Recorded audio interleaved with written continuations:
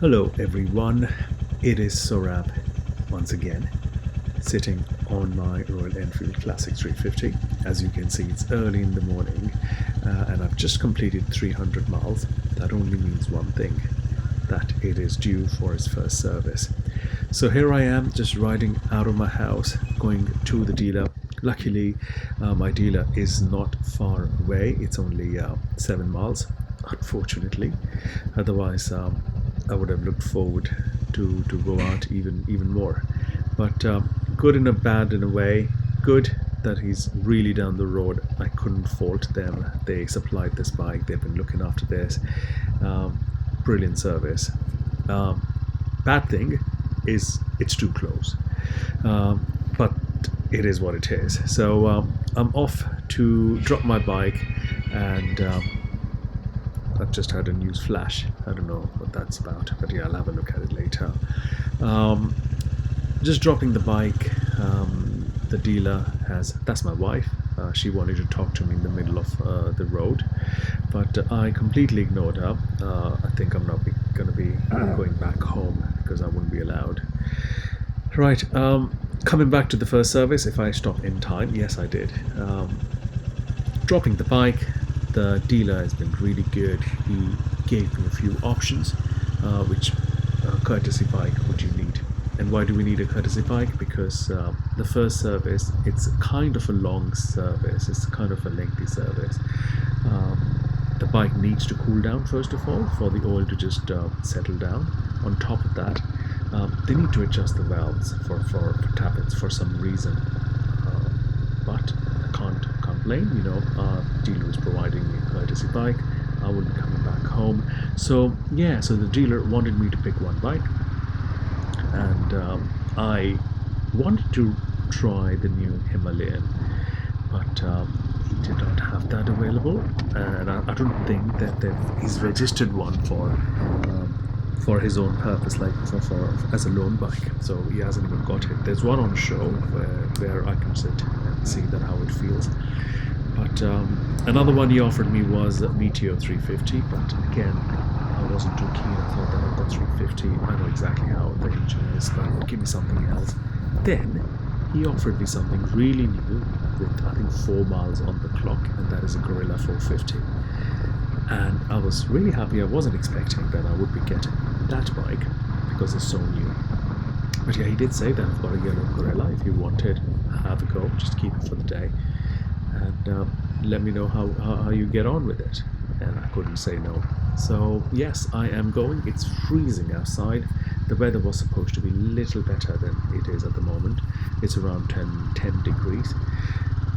And yes, 10 degrees isn't cold in England as compared to other temperatures we've recently had. But since we are transitioning into winters, I think I just need a proper jacket. Oh well, that's another excuse to go out and do some motorbike shopping, accessory shopping or clothing shopping. But yeah, that video is for another day. Right, so I've left. I am not too far from the dealer.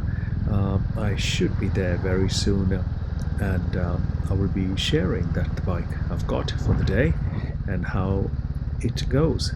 But meanwhile, here is my Royal Enfield Classic 350. I've had it for 5 weeks now. I have done a lot of stuff on the bike which is completely cosmetic. I had plans to change the filter, change the exhaust end pipe as well, but I decided not to do that at this point because I'm really happy with the bike so far. It is a 350 Classic, and as far as you drive it or you ride it as a little bike, as in on paper little, but 350 is in a smaller engine.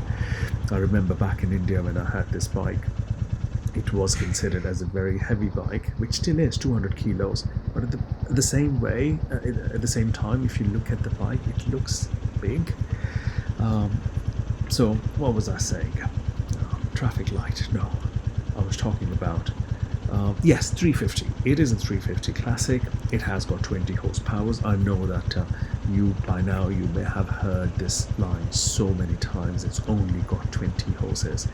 But it's a classic bike. It's a classic modern bike. You do not need a lot of power from this bike. If you want to do 0 to 60 in a couple of seconds, sorry, this is not the right bike for you. So if you buy this bike thinking that by changing the air filter and putting a different exhaust on, it'll turn it into, those accessories or those add-ons will turn this bike into a super bike, then I'm sorry, you're completely wrong. I mean, it'll give you a little bit of more breathing space, as in, it'll feel a little bit more open, but I don't know. I haven't tried it. But for just marginal gains, I don't think I'll be going that way.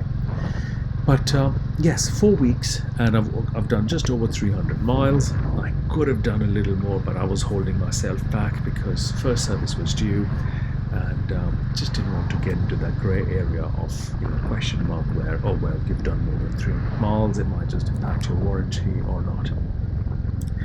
Right, 300 miles. How did I ride it? Completely by the books. So you have to follow the run-in process. Basically, I was following every single thing written in the user manual, and a lot of lovely YouTube videos and experienced riders, what they recommended. Sticking to the speed limit, sticking to the rev range. Of course, there is no rev counter on this bike, but just listening to the bike, making sure that you're not trashing it, and you are not labouring the bike, most importantly. But apart from that, yes, I probably may have annoyed a few car drivers behind me, but believe me, most of them would come in front of me and give me a thumbs up rather than showing me a middle finger. So once they see the bike, they appreciate it. Probably they think that it's so old classic bike that poor man can't ride faster anyway. But I hope that wasn't the case. People appreciate the bike because the way it looks, the name it carries, the heritage it has, and I think overall the sound of it. So here I am, not too far from the dealer. Luckily, sun has come out. Things are looking brighter. Weather is getting warmer. Looking forward to dropping the bike and seeing the difference what the first service does to it, and I can probably ride for an extra 5 miles an hour faster. But here I am, as you may have guessed from the roads now. It's Crowthorne, lovely little town, and it's the dealer I'm going to is Hatfields of Crowthorne. It's right on the high street. As you can see, there are nice cafes and pubs around, and the moment you turn left from the roundabout, the dealer is right on the left. And there we are. I have reached early in the morning, just not even 9 o'clock. Just going to park up next to all these lovely bikes, walk in, and get back to you once I have another bike. Right, welcome back. I am on a yellow Guerrilla 450. I'm going to start it now. Hear the sound. Amazing. That is Royal Enfield out and out. Right, let's just take off. I'm pleasantly surprised how this bike feels. This is Royal Enfield, yet it doesn't feel like Royal Enfield. Don't get me wrong, it's a very aggressive, very nippy, very, very smart looking bike. It turned heads the moment I just got on the main road. It sounds like a Royal Enfield. It feels like a Royal Enfield, yet it does not, if that makes sense. See, the thing is that you will have to get on this bike to experience it. The Royal Enfield DNA is there, the thump is there, the aggression is there, the power, the feel, the build is there. But at the same time, it's nowhere like 350 again. It's a different bike altogether. In my head, I was thinking my classic 350, this is 450. It might have a little bit of character. The design, the way you sit on the bike is different, so it may feel a little different, but I was pleasantly surprised the moment I sat on it. Before my Royal Enfield, a couple of years ago, I had owned the XSR 900, that's Yamaha's Cafe Racer style bike. And this one reminded me of that bike. It is a high revving engine. The moment you sit on it, the moment you put the throttle on, it just wants to go. It has got a very aggressive face, and the rideability suits that personality as well. Once again, coming back from Classic 350 over to Guerrilla 450, it's a complete different mindset. It changes your behavior, it changes your attitude towards riding, it changes your attitude towards other riders, other drivers. It's very aggressive. On the other hand, Classic is very calm. You don't want to do much with that bike. You don't want to go really fast, not that you can go very fast on it, but that's the whole idea. I'm happy to ride this bike. It's nice, it looks nice. It's in yellow. I mean, of course, if I have to go for this bike, it'll have to be in this yellow color. So just to wrap my very, very quick impression of Guerrilla 450, it is a brilliant bike. You must try this. If you are around your local Royal Enfield dealer, just pop in. Even if you can't ride it, just sit on it, just have a look at it. It's a very pretty looking bike. But for now, I can't wait to get back on my Classic 350. I will see you back on my 350. Oh, did I miss this bike? Of course I did. Right, so I was at home all day, working from home, and I could not take Guerrilla 450 out for longer rides, which I had initially planned. I still did like 40 odd miles on it, but one, it was chilly, two, work commitments, three, I'm glad I didn't go because I was just too cold. Got a call from the dealer towards the end of the day saying that your motorbike is ready if you'd like to come and pick it up. I couldn't wait to go back and pick this up. Bike's been picked up. As you can see, I'm riding back. It is feeling much looser. Already the motor has loosened. The engine is more open. I couldn't believe the change I'm seeing. Before I would struggle to sit around 40 miles an hour, but now I'm easily just hitting 40-45 with no issues whatsoever. I'm still taking it easy because as per the user manual, you still need to just stay under 50 miles an hour, which is the sweet spot for this bike anyway. You don't want to be just thrashing, as I said, that you don't want to be just pushing it so hard. Just these country roads, sit on the back roads, let people just take over, and you just enjoy the scenery. That's what this bike is all about. But so far so good. I'm very impressed with the performance enhancement already after the first service. So the dealer gave me a quick run through on what he or the service department did to the bike. So they started with the oil filter, so the filter was replaced. The engine oil was replaced as well. So the chain also got tightened, adjusted. It did not need much adjustment, but of course they have to, as per the protocol, they have to go through that anyway. They go through all the critical nuts and bolts that they tighten them, make sure that they are within the parameters.